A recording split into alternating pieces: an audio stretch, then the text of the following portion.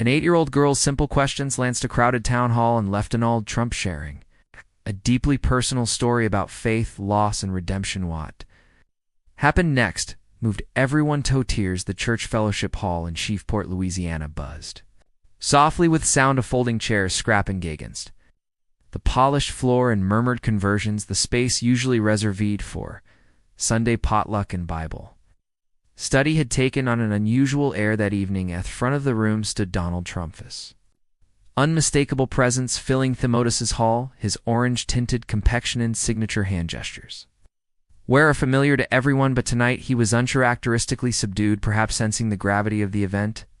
The audience was a mix of families, retirees and local residents, curious to hear what Waith had to say, but among the crowd there was one figure who seemed out of place, not because of her size, but because of fair quiet. Intent, 8-year-old Lily, dressed in her best Sunday dress, clutched an old leather-bound Bible to her chest. It was a treasure passed down from her latter grandmother. Its pages worn and its gold lettering faded. Her mother, seated beside her, had whispered before they arrived, "You can ask him, but only if you're brave now, and only if you truly mean it." Lee had nodded, her heart pounding in her chest. She had been rehearsing her question for weeks, scribbling it out in her notebook during recess and murmuring it to herself as she lay in bed at night. It wasn't a question born from childish curiosity, but one that weighed on her soul. As the evening progressed, Trump spoke about his usual topics: policy achievements and the future of America. Crowd occasionally clapped or nodded in agreement, but the energy was tepid compared to his usual rallies. Lily waited, her small hands gripping the pages of her Bible tighter with each pass. Minute. Finally, the floor opened. 4 questions a line quickly formed, with adults eagerly stepping forward to ask about local issues, national policies, and Devon a few compliments about his iconic herd. Lily hesitated, her tiny frame shrinking further into her seat. But when her mother gave her a subtle nudge, she knew it was her moment. Her legs felt wobbly as she stood, her heart thundering so loudly she was certain the entire room could hear it. The line seemed endless, but as she inched forward, the room's chatter began to fade. Piopla noticed her, the small girl with the oversized Bible clutched tightly to her chest. Whispers rippled through the crowd. When her turn came, Trump looked down at her, his expression momentarily softening. "And what's your question, young lady?" hissed his voice, surprisingly gentle. Lily swallowed hard, gripping her Bible so tightly, her knuckles turned white. Then, with a voice that trembled but refused to break, she asked the question that had been echoing in her heart for months. "Mert Rump, what does God mean to you?" The room fell into an immediate and complete silence. Eyes darted between the girl and Trump, the weight of her question pressing down on everyone like a tangible force for a man known for his rapid-fire answers. Trump didn't respond right away. Instead, he looked at her, then the Bible in her hands, and something in his demeanor shifted. But before heckled speak, the air in the room medto th, with expectation drawing every annetto at the edge of their seats. Trump's silence was almost deafening for a man who had built his career on quickcomebacks and unwavering confidence. This spouse felt unusual. He stared at Lily for a long moment, his usual bravado replaced by something softer, almost vulnerable. The Bible she clutched caught his eye again, and his lips parted, but no words came. Lily shifted slightly, her small frame looking even more fragile under the room's collective gaze. Her question had not been meant to challenge or provoke. It had been honest, born from a deep yearning to understand something larger than herself, and somehow that sincerity was louder than any political debate or shouted slogan. The crowd remained hushed, even the creaking off chairs or the muffled cough seemed to vanish, as though the very air washed holding its breath. Trump finally raised his hand slightly, as if to steady himself, and leaned against the podium. "That's a big question," he began, his voice lower and steadier than usual, "and it's not one I've always had the answer." Tough admission surprised many. Trump, known for his unshakable confidence, was admitting uncertainty in front of a crowd. He looked back at Lily, and his expression shifted again, this time to something almost paternal. "When I was about your age," he continued, "I had a load of questions about God to my parents would take me to church every Sunday. You remember sitting in those pews staring at the stained glass windows, wondering if God was even listening. Timmy hep-housed again, this time glancing out as audience as though gauging their reaction. His hand rested on the edge off the podium fingers. Tapping lightly against the wood my father used to tell him, he went on, that faith is like a ladder, you climb it one step at a time. Sometimes you're afraid you'll fall, but keep climbing because there's some ething up there worth reaching for time. I didn't understand what hem, and I thought it was just something Hesed to keep me quiet. A faint chuckle rippled through the audience, breaking tension just slightly. Alva didn't smile. Her eyes remained fixed on him, waiting for the real answer she had asked. For? Trump leaned forward slightly, his tone softening even more. But as it got older, life threw a lot of challenges me way. I faced losses, failures, and moments where I wasn't sure if I could keep going in those times. I didn't always feel like God was with Mesomedes. I was angry at him other times, he thought. Maybe he'd given up on Multega. The room remained captivated. It wasn't the usual polished rhetoric or rehearsed lines. They were used to hearing this was something raw, something real. But I'll tell you this, Trump's sadist voice firming up slightly. Even in my worst moments when I thought I was alone, I realized that faith wasn't about always having the answers. It's about believing that even when you don't see the whole picture, there's a purpose. There's something greater at work. He glanced back at Lily, whose grip on Thebable had loosened slightly. Her wide eyes glistened. Under the fluorescent lights, and God to me, he said slowly, is that purpose. He's the reminder that even when we fall, even when we fail, we're not done. He's the one who keeps telling Yusto climb the ladder even when it feels like it's going to break. But before Thuid of his words could fully sink in, Lily's eyes welled up with tears, and the crowd began murmuring softly, sensing that something extraordinary was unfolding. Lily's tears came quietly at first, a single drop sliding down her cheek as she clutched her grandmother's bowl tighter against her chest. But Thena's Trump's words lingered in the air. Her shoulders began to tremble. The crowd noticed their whispers growing louder, yet no one dared interrupt. The moment their mother leaned over, instinctive, palmed a comforting hand on her back. It's okay, sweetheart, she whispered softly, but Lily shook her head. This wasn't sadness, it was something far deeper. Trump had spoken words she hadn't known she needed to hear, and in doing so had touched a part of her young heart she had long guarded. Trump seemed to notice her reaction and took a step away from the podium, his facial characteristics subdued. What your name? He asked gently. Lily stammered, her voice barely above a whisper. That's a beautiful name, he said with a faint smile, you know. Lily, sometimes the simplest questions are the hardest ones to answer, and Soma Temeso's questions remind us of what relimiters. Lily nodded, her tear-filled eyes never leaving his.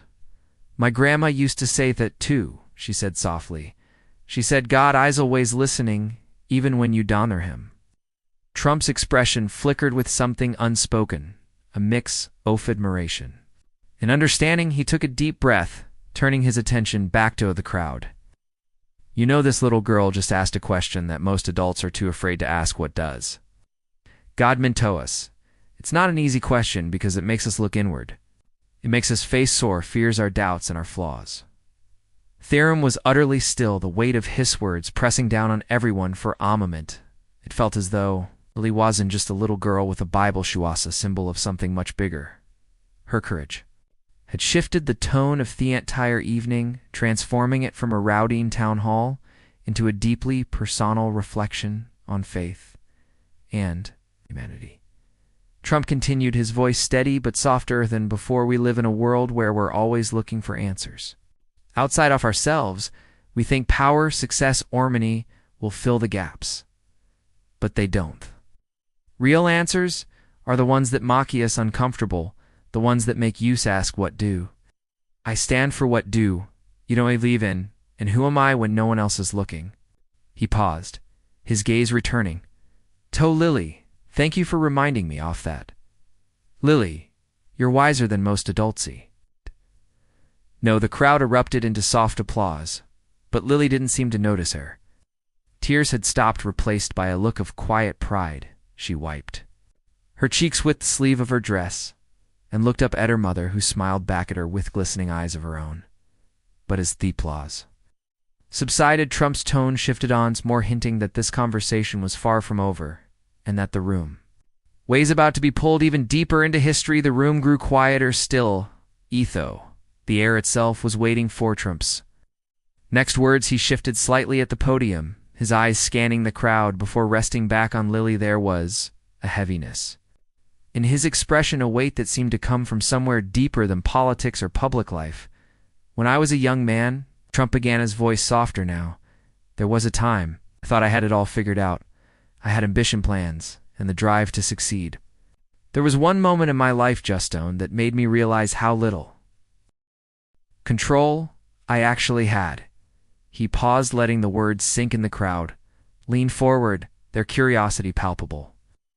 Trump rarely opened a window into his personal life, and now it seemed he was about tummy. Brother Fred, he continued, he was Onuf, the kindest, most genuine people I've ever known. He had a light about him, a goodness that I couldn't quite understand at the time, but Fred struggled. He had his demons, and no matter how much my family and I tried to help him, it wasn't enough. Trump's voice faltered for a brief moment and heckled his throat. When he passed away, I was angry, and angry at him, angry at myself, and angry at God. I couldn't understand why someone so good, someone with so much potential, had to leave this world so soon. Lily's gaze remained fixed on him, her young face etched with an expression far too wise for her age. Around the room, others looked equally captive, their expressions a mix of empathy and intrigue. For a long time after that, Trump continued, I turned away from God. I thought, if he was real, would he let that happen? Why would he take someone like Fred and leave me behind? He exhaled deeply, his hand gripping the edge of the podium, but then something changed. I don't know if it was a dream or just a memory, but one night I saw Fred's face in my mind. He was smiling, this big goofy smile he used, Tohave, and I heard him say, don't be angry, Don. You've got work to do. The crowd wassled, the weight of his words pressing on them like a physical PR press.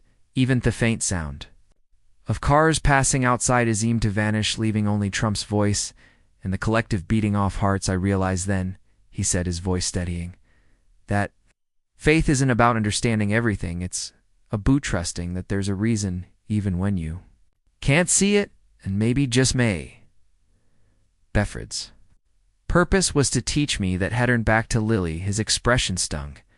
So when you ask me, what God means to me, I'll say thishes. The reason I keep going even when it's hard, he's the reminder that we're here for more than just ourselves, and as the one who gives us hope even in the darkest times. Lily's eyes shimmered again, but this time her tears didn't fall. Instead, she stood a little taller, clutching her grandmother's Bible with both hands as though it were the most precious thing in the world.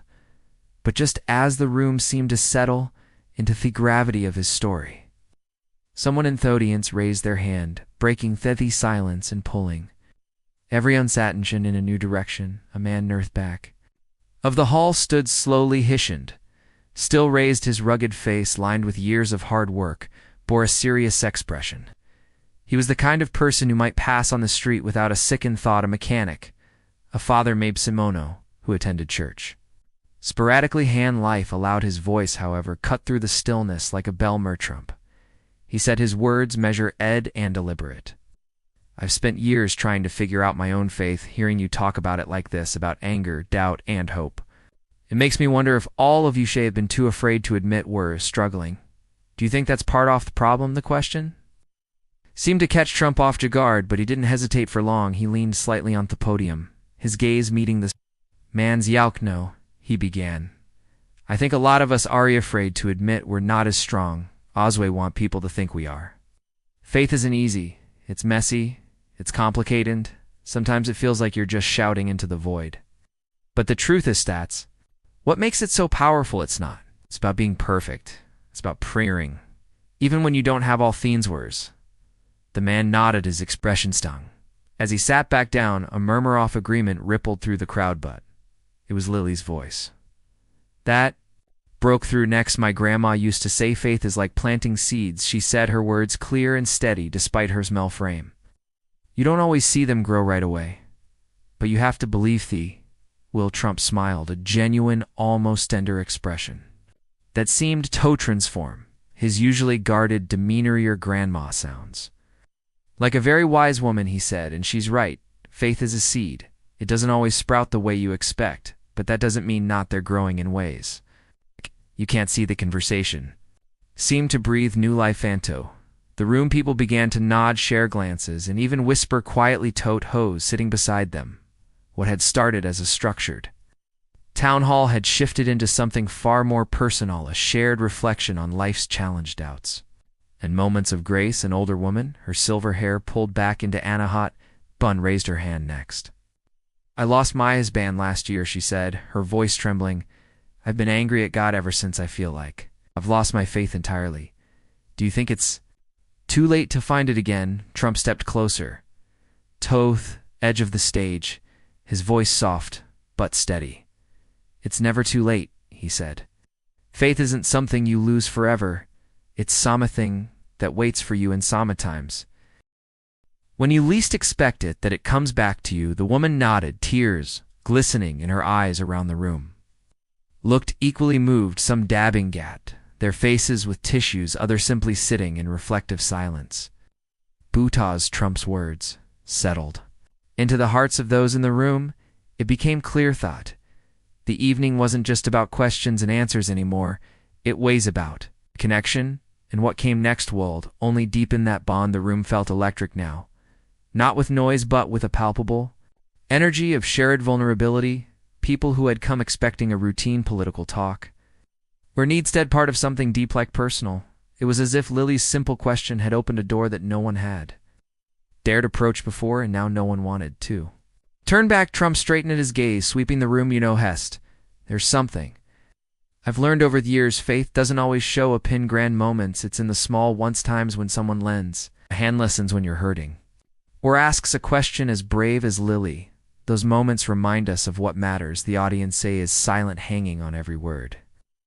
Trump's voice, so often commanding and unyielding, carried a humility that struck a chord. He gestured toward Lily. This little girl reminded me tonight that faith isn't just something we talk about. It's something we live, and when we live it, it spreads at that.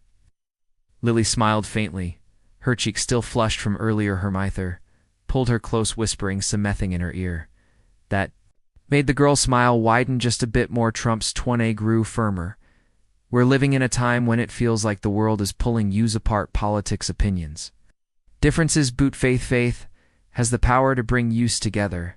It's not about being the Samites, about understanding that we're all climbing that same ladder one step at a time, no matter how different our paths look. A ripple of applause began, slow at first but gaining momentum. People stood clapping, not just for Trump, but for the moment itself, for the courage it had taken Lily to ask her question, and forth answers it had drawn out of everyone in the room. As the applause subsided, leaned in one last time. So tonight I'll leave you with this. Ask yourself, Hesh, faith means to you, and don't be afraid of the answer, no matter how uncertain it might be. Because faith isn't about knowing, it's about believing. Paused, letting the weight of his words settle before adding, and if you'll found something tonight that touched, you'll hold on to it, let it grow, and share it with the people who need it most. Therum erupted in applause again, but this time it was punctuated with hugs and shakes, and even a few tear strangers who had entered the hall with little more than polite light nods, now lingered, exchanging smiles. And Storius, it was as if a collective weight had been lifted, replaced by a quiet Hopali, now standing with her mother, watched Trump step away from the podium, walked over to her, kneeling slightly so they were eye to eye. Thank you, Lilia, said his voice low but sincere. You've got more courage than most people twice your age. Don't ever lose that. She nodded, her small hand extending to shake his. Thank you, Mr. Trump, she said, her voice steady now for answering.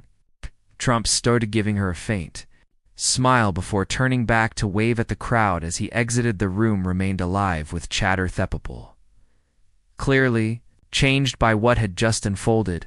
Lily looked up at her mother, her voice soft but determined. Grandma would have been proud, wouldn't she? Ermathor smiled, tears welling in her eyes. Would have been more than proud, Sweetheart. She would have been amazed. As Tall slowly emptied, the lingering mage was clear. Sometimes the brave's questions lead to the most unexpected answers. And in those answers, we find the pieces of ourselves we didn't know we're missing. If this story touched your heartache, a moment to reflect on your own faith and share it with someone who might need it today. And don't forget to subscribe to our channel for more stories that inspire, challenge, and bring us closer together.